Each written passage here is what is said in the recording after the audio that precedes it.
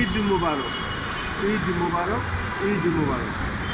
এই ঈদকে সামনে রেখে আমি আজ সকাল থেকে রাজধানী ঢাকার বিভিন্ন স্পট ঘুরে ঘুরে দেখছি এবং ধারণ করছিলাম।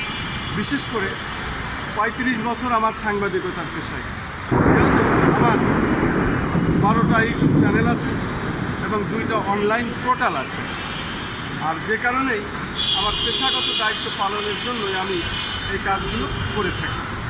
আজকে রাজধানী ঢাকার বিভিন্ন স্পট আমি ঘুরে ঘুরে দেখেছি। রাজধানী ঢাকা অনেকটাই ফাঁকা হতে শুরু করেছে, যেহেতু মানুষ এখন অনেকটাই ঘরমুখী।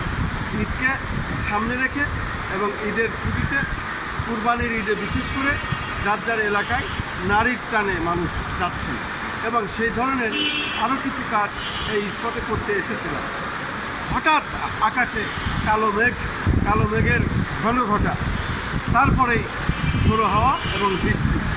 এই বৃষ্টির মধ্যে আমরা এখন এমনই একটি জায়গায় দাঁড়িয়েছে, মেট্রো রেলের নিচে। চারিপাশ থেকে বৃষ্টি ছুটে আসছে, আবার পানিও গড়িয়ে গড়িয়ে আসছে।